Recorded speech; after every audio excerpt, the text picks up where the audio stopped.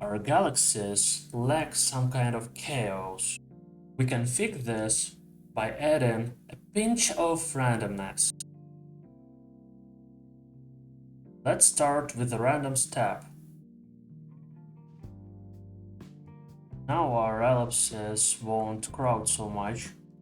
For the following changes, it is necessary to transfer the functions of coordinate system inside the cycle. Let's clean up the code a bit. I suggest to add randomness to the cosine angle. Only 10 degrees in spread in total.